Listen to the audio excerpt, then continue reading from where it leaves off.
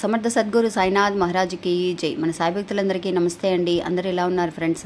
ఈరోజు వీడియోలోకి వెళ్లే ముందు బాబా గారి ఆశీస్సులు మీ అందరికీ దొరకాలని మనస్ఫూర్తిగా కోరుకుంటున్నాను. ఇంకా ఈరోజు బాబా ఏమంటున్నారు అని అంటే, బిడ్డ రేపు ఉదయం 11 గంటలకు నీ ఇంట్లో ఒక అద్భుతాన్ని చూపించబోతున్నాను తల్లి.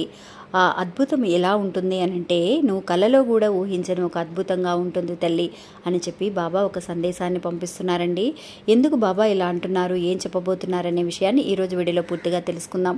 ఇంకా వీడియోలోకి వెళ్ళడానికి ముందుగా మన ఛానల్ని ఎవరైతే కనుక కొత్తగా చూస్తున్నారో వాళ్ళు ప్లీజ్ సబ్స్క్రైబ్ చేసుకోండి ఫ్రెండ్స్. మీకు వీడియో నచ్చితే కనుక ఒక చిన్న లైక్ చేసి మీ ఫ్రెండ్స్ అందరికీ కూడా షేర్ చేయండి. మనకు తెలిసిన గురువు గారు ఒక ఆయన ఉన్నారండి. ఈయన పేరు సుబ్రహ్మణ్యరాజు గారు. ఈయన ఇప్పుడు ఎలాంటి సమస్యలకైనా కూడా ఉచితంగా జ్యోతిష్యం చెప్తున్నారండి. అంటే ప్రేమ, పెళ్లి, భార్యాభర్తల సమస్యలు, స్త్రీ మరియు పురుష వశీకరణ నిజంగా చేయడానికి అవకాశాలున్నాయి. అంతేకాకుండా చెడు గ్రహ ప్రయోగాలకు నివారణ చేయబడుతుంది. నిజంగా ఒక్కసారి ఆయనకి కాంటాక్ట్ అయ్యి చూడండి ఫ్రెండ్స్. మీకు ఫోటో మూలంగా మీ సమస్యలకి పరిష్కారాన్ని ఆయన తెలియజేస్తున్నారు. ఆయన కాంటాక్ట్ నెంబర్ ఏంటి అని అంటే 9347161073. ఇంకా వీడియోలోకి వెళ్దామండి. సాధారణంగా అండి మనం పెట్టే వీడియోస్ అన్నీ కూడా అండి అందరికీ చాలా బాగా కనెక్ట్ అవుతున్నాయి అని ఎంతోమంది చాలా హ్యాపీగా మనకి మంచి మంచి కమెంట్స్ పెడుతూ ఉన్నారండి. అలాంటి కమెంట్స్లో ఈరోజు మీకు ఒక కమెంట్ని చూపిస్తాను, చూడండి ఫ్రెండ్స్. చూడండి ఫ్రెండ్స్, ఇప్పుడే జస్ట్ నేను ఈ వీడియో స్టార్ట్ చేయడానికి ముందుగా నాకు ఒక గంట ముందుగా వచ్చిన ఒక మెసేజ్ అండి. ఆవిడ పంపించారనమాట. ఓం సాయిరామ్, మీ వీడియోస్ చాలా బాగుంటాయండి. ఎప్పుడైనా కూడా నేను దేని గురించైనా ఆలోచించి బాధపడుతూ ఉంటే మీ వీడియోస్ ద్వారా ఆ బాబా గారే నాకు సమాధానం ఇస్తున్నట్టుగా, సమాధాన పరుస్తున్నట్టుగా ఉంటుందండి. మీరు పెట్టిన చాలా వీడియోస్ నాకు చాలాసార్లు ఉపయోగపడ్డాయి. మిమ్మల్ని ఆ బాబా చల్లగా చూడాలి. మీ వీడియోస్ ఎప్పుడూ కూడా ఇలాగే అందరినీ సంతోషపరచాలని కోరుకుంటున్నాను. ఓం సాయిరామ్, శ్రద్ధ సబూరి అనే మాటలతో ఆవిడ మనకి ఈ కమెంట్ అని పెట్టారండి. అమ్మ, ఇదంతా కూడా బాబా తల్లి నువ్వు ఇలా చెయ్యి అని చెప్పి బాబా మనకి ఒక పనిని పురమాయిస్తే ఎలా అయితే మనం చేస్తామో ఆ పనినే నేను చేస్తున్నాను. అలాగే అలాంటి ఒక మాటలు అనేవి మీ అందరికీ కూడా ఉపయోగపడుతున్నాయి అని అంటే అవన్నీ కూడా బాబా గారు నిర్ణయించిన విషయాలేనండి. అందువల్ల ఎప్పుడూ కూడా అందరము నిజంగా ఒక డబ్బు సహాయమో లేదంటే కనుక మనుషులం, మన ఎవరమో మీరెవరో నేనెవరో కూడా తెలియదు, మనం ఎలాంటి సహాయం చేస్తున్నామో లేదో తెలియదు, కానీ మాట సహాయం అనేది ఎప్పటికీ మిగిలిపోతుందండి. చివరి వరకు కూడా మిగిలిపోయే సహాయం ఏంటి అంటే మాట సహాయమేనమాట. అలాంటి మాట సహాయం నా ద్వారా మీ అందరికీ కూడా అందించాలనేది బాబా నిర్ణయించిన విషయం అండి. ఎప్పుడూ కూడా అందరము ఇలాగే చక్కగా కలకాలం హ్యాపీగా ఉండాలి అని మనమందరము కూడా ఆ బాబాని కోరుకుందామండి. ఇంకా వీడియోలోకి వెళదాం. బాబా ఈరోజు ఏమంటున్నారు అని అంటే, తల్లి రేపు ఉదయం 11 గంటలకి నేను చూపించే ఒక అద్భుతాన్ని నువ్వు చూడబోతున్నావు. అసలు ఈ అద్భుతం అనేది నువ్వు కలలో కూడా ఊహించి ఉండవు అని చెప్పి అంటున్నారు అని అంటే, మనందరము కూడా అండి ఎప్పుడైనా సరే ఒక అద్భుతం అనేది నా జీవితంలో చూపిస్తారా లేదా తెలియటం లేదక్క.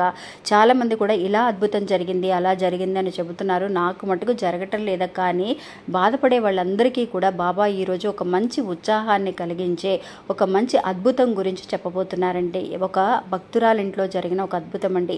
ఇలాగే మన ఇంట్లో కూడా రేపు 11 గంటలకి మనం ఎప్పుడు ఓరియంటెడ్గా పెట్టే విషయాలన్నీ కూడా అండి చాలామంది అక్క నిజంగా పెట్టినట్టుగా నిన్న వీడియోలో చెప్పినట్టుగా మేము ఈరోజు శుభవార్త విన్నాము. మాకు నిజంగా బాబానే వేరే ఒక ఫ్రెండ్ రూపంలో ఇలాగా షిరిడీ నుంచి విభూతి తీసుకొచ్చి ఇవ్వటం కానీ, ఇలాగా నాకు బాబా రూపంలో ఒక మనిషి కనిపించాడని కానీ, అలాగా నిజంగా మన జీవితంలో కూడా జరుగుతున్నాయండి. ఇది కథల్లో జరగటం మట్టుకే కాదు, నిజ జీవితాల్లో కూడా బాబా అందరి విషయాల్లో చేసి చూపిస్తున్నారు. అలాగే రేపు 11 గంటలకు జరగబోయే అద్భుతం అనేది మనందరి జీవితాల్లో కూడా చూపించబోతున్నారనమాట. ఇంకా ఆ అద్భుతం ఏంటి అనేది తెలుసుకుందామండి. ఒక అమ్మ కొడుకులు ఉన్నారండి. వీళ్ళిద్దరూ అండి అసలు అమ్మ ఎప్పుడు కూడా ఆ కొడుకుని ఒక్క నిమిషం కూడా ఉండలేదండి. చిన్నప్పటి నుంచి కూడా ఎంతో అల్లారు ముద్దుగా మనం పెంచుకుంటూ ఉంటాము. ఇంకా పెద్ద పెద్ద చదువులు చదువుకుని ఉద్యోగాలు వచ్చి పెళ్ళిళ్ళు అయిపోతే కనుక వాళ్ళు వేరే చోటుకి వెళ్ళిపోవడమో అలాగా మనం చేస్తూ ఉంటాం వాళ్ళ సిచ్యువేషన్ని బట్టి. కానీ ఈ తల్లి కొడుకులండి అసలు ఆ కొడుకు వాళ్ళ అమ్మని వదిలి ఉండడండి. వాళ్ళ అమ్మ అంటే అంత ప్రేమ అనమాట. అలాంటిది ఒకరోజు ఏమైంది అని అంటే అండి, వాళ్ళ నాన్నగారండి, వాళ్ళ నాన్నగారికి కొంచెం ఈ పిల్లవాడు చేసే పనులు కానీ, వాళ్ళ అమ్మ కొడుకులైతే బాగుంటారండి. కానీ వాళ్ళ నాన్నగారికి కొంచెం తేడా ఉంటుందన్నమాట. అంటే ఆయన అందరితోనూ కలుసుకోడనమాట. వాళ్ళ నాన్నగారు ఈ పిల్లవాడు ఏదైనా చేసినా కూడా వెంటనే తిట్టడం, కొట్టడం అలా చేస్తూ ఉంటాడండి. ఒకరోజు ఏమైంది అంటే వాళ్ళ నాన్నగారికి ఈ పిల్లవాడికి గొడవండి. ఇంకా ఇంటికి వచ్చే సమయానికి ఆ పిల్లవాడు నిద్రపోతూ ఉన్న సమయంలో ఆ పిల్లవాడిని లేపి బాగా కొడతాడండి వాళ్ళ నాన్న.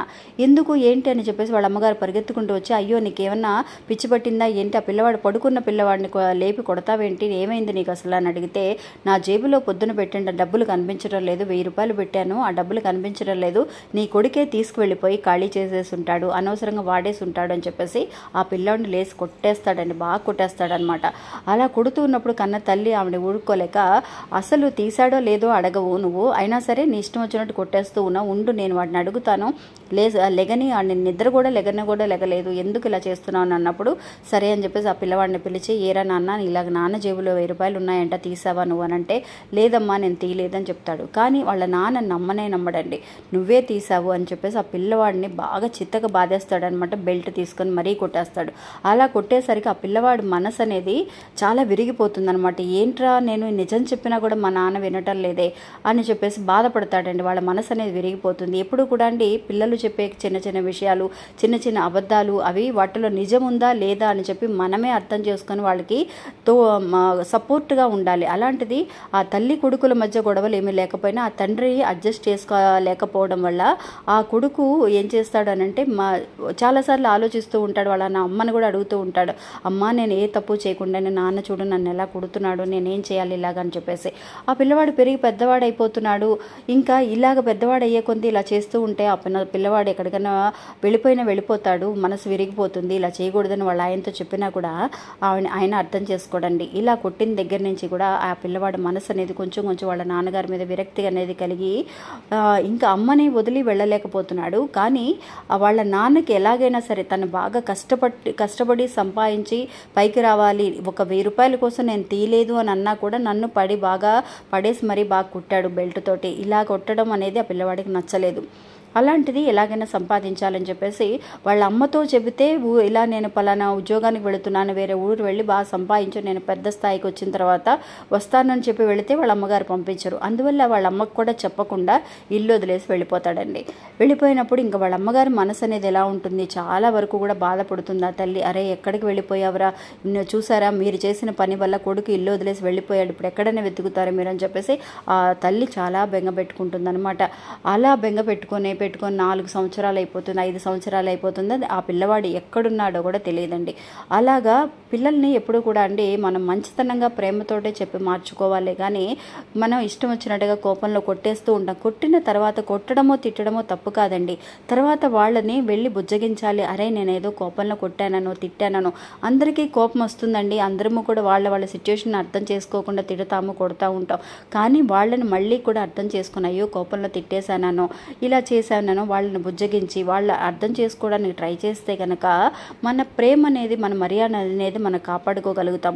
ఇంకా అలా చేయకపోవడం వల్ల ఆ పిల్లవాడికి మనసు విరిగిపోయి ఇల్లు వదిలి వెళ్ళిపోయాడండి. వెళ్ళిపోయిన దగ్గర నుంచి ఆ తల్లి మంచాన పడుతుందనమాట. 5 సంవత్సరాలు అయిపోయింది, ఇంకా రాలేదు. అలాంటిది ఇంకా ఆ పిల్లవాడు రాడు, ఎక్కడికి వెళ్ళిపోయాడో తెలియదు. చివరికి చనిపోయే టైంలో అయినా సరే మంచాన పడి బాగా అనారోగ్యంతో బాధపడుతూ ఉన్నా కూడా వాళ్ళ ఆయన ఎక్కువగా పట్టించుకోడనమాట.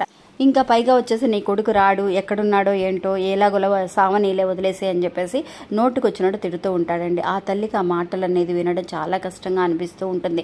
అటువంటిది ఏమవుతుంది అని అంటే చివరి క్షణాల్లో బాబాని మనసులో తలుచుకొని, అయ్యా ఇంతవరకు నిన్నేమీ అడగలేదు, నేను నా జీవితంలో ఎన్నో రకాల అద్భుతాలు చేశావు, ఇంకా నా కొడుకు వస్తాడన్న నమ్మకం అనేది నాకు లేదు నాయనా, ఎక్కడున్నా సరే నా కొడుకు సంతోషంగా ఉంటే చాలని చెప్పి ఆ తల్లి మనసులో అనుకుంటుందండి. ఆ బాబాను కూడా నా కొడుకును చూడాలని రప్పించమని కూడా అడగదనమాట. ఎందువల్లంటే ఆ నమ్మకం అనేది పోయింది, 2 సంవత్సరాలు అయిపోయింది, ఇంకా తిరిగి రాడని.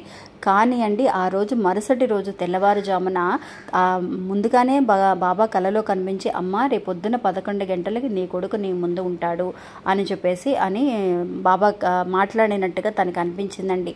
తనకి పెద్దగా ఒంట్లో బాగోకపోవడం వల్ల తను పెద్దగా ఆలోచించలేకపోయింది. ఇంకా తెల్లవారుజామున 11 గంటలకి ఆవిడ అలాగే మంచం మీద నుంచి లేచి, ఎక్కడి నుంచి వచ్చిందో తెలియదండి ఓపిక, అలా మంచం మీద నుంచి లేచి వెళ్ళి తలుపు తెరుస్తుందండి. తలుపు తెరిచినప్పుడు తెల్లవారుజామున 11 అవుతుందన్నమాట. ఆ టైంలో వచ్చేసి అమ్మా అని చెప్పేసి ఆ పిలుపు విన్న వెంటనే ఆ తల్లి పరిగెత్తుకుంటూ వస్తుంది చూడండి. ఆ తలుపు తీసింది, ఆ దూరంగా అక్కడ దూరంగా నుంచొని ఉంటాడు ఆ పిల్లవాడు. అమ్మా అని పిలవంగానే అసలు ఆ చిన్న బిడ్డని కౌగలించుకున్నట్టుగా ఆ తల్లి పట్టుకొని ఏడుస్తుందండి. అంత ప్రేమ ఆ తల్లికి. కానీ ఆ పిల్లవాడి మీద తప్పేమీ లేకపోయినా వాళ్ళ నాన్నగారు తిట్టినా కూడా ఆ పిల్లవాడు చెడు స్నేహాలు చేసో మా నాన్న ఇలా చేశాడు అలా చేశాడని కాకుండా మంచి స్థాయికి ఆ పిల్లవాడు వచ్చి మంచి ఉద్యోగంలో ఎన్నో వేలు సంపాదిస్తూ తల్లిని తీసుకువెళ్ళడం కోసం, అమ్మ నీ ఆరోగ్యాన్ని నేను సరిచేస్తాను, నువ్వు నాతో రా అని చెప్పి ఆ తల్లిని తీసుకువెళ్ళడానికి కోసం వస్తాడండి ఆ కొడుకు. ఇంకా ఇదిలా చూస్తున్న ఆ తండ్రి మనసు అనేది నిజంగా బాధపడుతుంది. అప్పుడు అర్థం చేసుకుంటాడండి, అయ్యో నా కొడుకుని నేను చాలా బాధ పెట్టాను, ఇప్పుడు ఇంత ప్రయోజకుడయ్యాడే, వీడిని కొంచెం నేను నిదానంగా ఆలోచించి ఉంటే కనుక నా కొడుకు నా దగ్గరే ఉండేవాడు అని చెప్పి అప్పుడు ఆ తండ్రికి అర్థమవుతుందండి అతను చేసిన తప్పు ఏంటి అనేది. ఇంకా ఆ తర్వాత ఆ తల్లి చెబుతుంది, లేదు నాన్న ఇప్పుడు మీ నాన్నగారు కూడా మారిపోయారు, మనం ఇక్కడే ఉందాము, ఎక్కడికి వెళ్ళొద్దు అని చెప్పేసి ఆ తల్లి చెప్తుందండి. చెప్పిన వెంటనే ఆ కొడుకు ఆ తల్లి మాట దాటడండి. అలాంటిది సరే అమ్మా అని చెప్పేసి వాళ్ళ నాన్నగారితోటి వాళ్ళ అమ్మతోటి ముగ్గురు కూడా చాలా హ్యాపీగా చక్కగా తర్వాత మ్యారేజ్ చేసుకొని హ్యాపీగా ఉంటారండి.